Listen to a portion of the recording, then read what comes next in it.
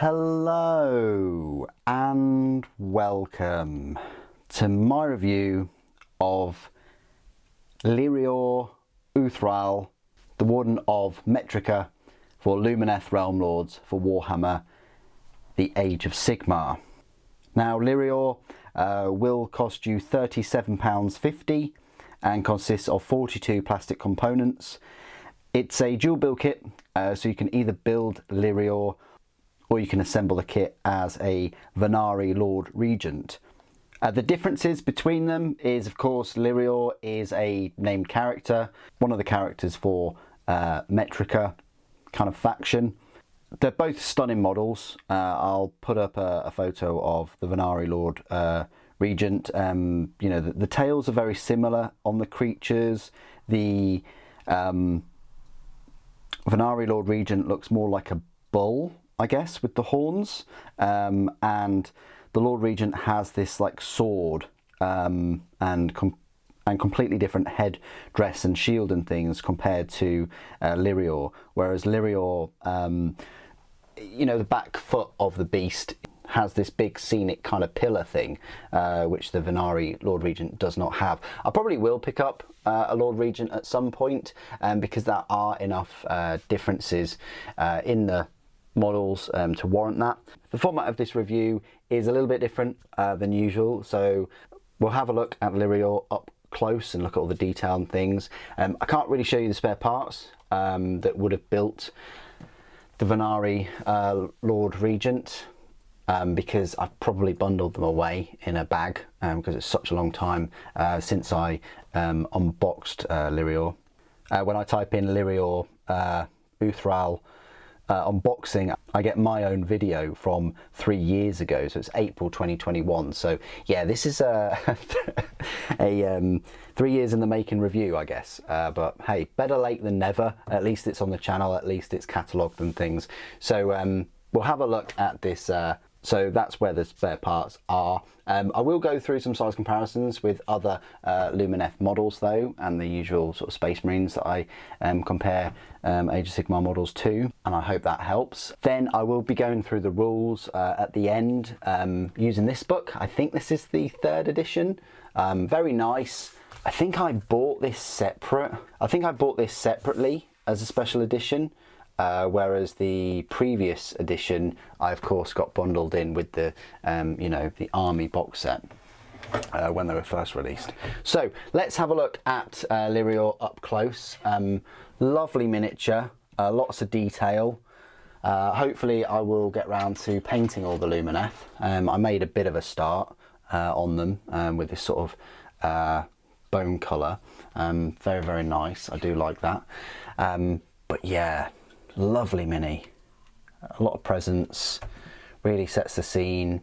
I don't think you can go wrong with these big character models, with these steeds, really. You know, especially these dual build kits, where often than not, both of the options are viable and they look pretty cool.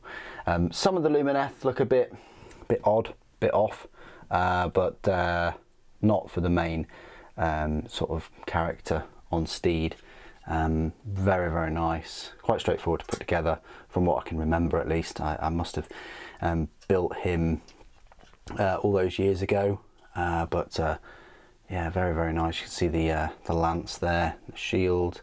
I think the reins are a bit tricky to put together, and it might be worth, I don't know whether you can not glue him on the steed first, maybe, and paint him separately. But yeah, so that's Lyrior. Pretty decent. Let's go through some size comparisons then. So I do have, first and foremost, Severeth. I think it's Severeth, how I've constructed Severeth. So this was one of the other new models released you know, all that time ago. You can just see the difference in size there. Severeth is a fair bit taller actually, but mainly because it's on this big gust of wind. But if we compare him to like I say a normal cavalry, right there. It's on this massive cavalry base, look. You know, so yeah, a fairly big centerpiece, really. And then we compare them to one of these. So we've got the Dawn Rider on the left-hand side, and then we've got the Wind Charger on the right. Wind Charger and Dawn Rider are both on the same size base. They're similar size. I'd probably say that the Wind Charger is a bit bigger, like the kangaroo type creature thing is, I say bigger, like definitely the hind legs are bigger, and obviously the neck is longer. I mean, the actual models themselves on the mounts are the same size, but yeah, that's where Lyrior stands next to those. So yeah, definitely a big centerpiece. Near the owl kicker, as I call it, Alania and Elithor. That gives you an idea. It's a strange model, or pair of models, because one's going this way and one's sort of going that way. But yeah, compared to those two, they are similarly heighted. I'd probably say Lyrior is a little bit taller. And then you've got the banner blade, which has got one of the biggest banners ever. That must weigh an absolute ton. It's a fair bit taller than Lyrior. And then you've got the Blade Lords right here. So that's like kind of a standard, straightforward sized mini compared to Lyrior. Next to the usual 3 minis that I always like to compare them to, we've got a standard Space Marine there. We've got Sly Marbo, and we have Primaris Space Marine. So yeah, fair bit bigger than all of these, even like the Primaris. Primaris barely goes up to the chest of the mount. So yeah, £37.50. It's a lot, don't get me wrong, but such a lovely model, and no doubt you'll only need one, or maybe two if you go for the Lord Regent. But if you're playing against me and you were using Lyrior, I'd absolutely let you proxy him as the Lord Regent. Don't see why that's not possible in games. But it's whether you like the model enough to, you know, pick up a second one, and that there's enough differences. For me, there is. Okay, this is my part of the review where I will go through all of the rules for Lyrior Uthralle. As I say, I'm using the rules from the Lumineth Realm-Lords, I'd say version 2 book of version 3 of Age of Sigmar, I think it is. It's copyright 2021, so it did come out at the same time as this miniature. I'm not sure whether there was another book that came out after this, but when I type in Lumineth Battle Tome, nothing actually comes up. And actually quite a few of the models, there's only 26 products in the range, and quite a few of the models, such as the Dawn Riders and the Shrine Luminor and the Venari Starshard Ballista, even Alania and Elithor and the Cenari Lawseeker are all out of stock. So whether that means it's popular, I'm not sure, but you know, the Battle Tome just isn't there. Most likely you could probably find the rules for free on the Age of Sigmar app. But anyway, let's talk about these rules then. So Lyrior Uthralle, Warden of Ymetrica, is a unique leader, and unit size is 1, and points cost is 210 points. So quite pricey, you know, just 10 points cheaper than the Light of Eltharion, and a whole 60 points more expensive than a normal Venari Lord Regent. So, you know, a bit of a chunk more expensive. What do you get with Lyrior then? Well, you get a movement of 16 inches, save of 3+, bravery 9, and 6 wounds. So it might be worth it just for that extra movement, because the movement is 16 inches compared to the Lord Regent, which is 14, and the bravery is 9 compared to 8, but they both get the same number of wounds. Lyrior is a named character that is a single model, and he is armed with Demon Bane and Regent Sword. The mount has a name, Ferael, attacks with his horns and claws. So Demon Bane is a missile weapon. It's an 18-inch range, 1 attack, 2+ to hit, 2+ to wound, -2 to rend, and damage D3. Very strong, you know. You only get 1 attack, but damage is D3. Easy to wound, easy to hit, easy to wound, nice little rend of -2.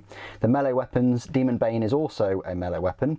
It's a range of 3 inches, 1 attack, 2 to hit, 2+ to hit, 2+ to wound, rend -2, damage D3, so that makes sense. Regent's Sword is a range of 1 inch, 5 attacks, 2+ to hit, 3+ to wound, rend of -1, damage 1, and then the Horns and Claws is a range of 1 inch, 4 attacks, 3+ to hit, 4+ to wound, nothing to rend, and then damage 1. Compare that to the Lord Regent. The Lord Regent doesn't get Demon Bane. You see, the Lord Regent just gets his Regent Sword, which is exactly the same stat line as Lyrior's Regent Sword. Abilities, Demon Bane. The damage inflicted by a successful attack made with Demon Bane is 3 instead of D3 if the target has the Chaos and Demon keywords. So you want to be using Lyrior against Chaos and Demons. Purest Aether Quartz. Subtract 1 from hit rolls for attacks that target this model and add 1 to the casting roll when it attempts to cast Greater Power of Hysh. If this model is part of a Lumineth Realm-Lords army and uses its last Aether Quartz reserve, this ability cannot be used by this model for the rest of the battle. Sun Metal Weapons. If the unmodified hit roll for an attack made with a Regent Sword is 6, that attack inflicts 1 mortal wound on the target and the attack sequence ends. Do not make a wound or save roll. Voice of Tyrion. If this model is part of your army and on the battlefield at the start of your hero phase and Techless is not part of your army, roll a dice. On a 2+, you receive 1 command point. Magic. This model is a wizard. It can attempt to cast 1 spell in your hero phase and attempt to unbind 1 spell in the enemy hero phase. It knows the Greater Spell of Hysh spell. Greater Power of Hysh. Greater Power of Hysh has a casting value of 7 if successfully cast. Pick up to D3 friendly Lumineth Realm-Lords units with the Sun Metal Weapons ability that are wholly within 18 inches of the caster and visible to them. Until your next hero phase, the Sun Metal Weapons ability of those units cause mortal wounds to be inflicted on an unmodified hit roll of 5+ instead of 6. Very nice. So in terms of abilities, obviously Lyrior has the Demon Bane, which the Lord Regent does not. The Lord Regent does have the Purest Aether Quartz and has the Sun Metal Weapons, but does not have the Voice of Tyrion. And then Magic, the Lord Regent has the same magic attack, the Greater Power of Hysh. For those extra 60 points, you're getting that Demon Bane, which is bumping up the damage to a solid 3 instead of D3 against Chaos and Demon units. And also you're getting the Voice of Tyrion, where you're getting the command point, as well as the Demon Bane, you know, stat line and things, and the movement of 16 and the bravery 9. So I think on the whole you are getting a bit of a buff there. You know, you definitely want to be moving Lyrior as fast as you possibly can into melee against demons and chaos units, and where he can cause the most damage with that Demon Bane lance, which can send out a beam of exercising light and inflicts terrible damage. Keywords: Order, Elf, Lumineth Realm-Lords, Vanari, Ymetrica, Hero, Wizard, Lord Regent, Lyrior Uthralle. So there you go, that's my review of Lyrior Uthralle. I hope you've enjoyed it. As I say, I think he is a nice buff compared to a normal Vanari Lord Regent. Thank you for your patience of waiting for the Lumineth Realm-Lords reviews. Well, this second wave at least. Do appreciate your patience. And if you have enjoyed this review today, please do pop a like, pop a comment, subscribe. It all helps the channel out, and I'll try and release more of the Lumineth Realm-Lords reviews, including a full kind of overview of my entire Lumineth collection at the end. Thank you for watching. Techless protects.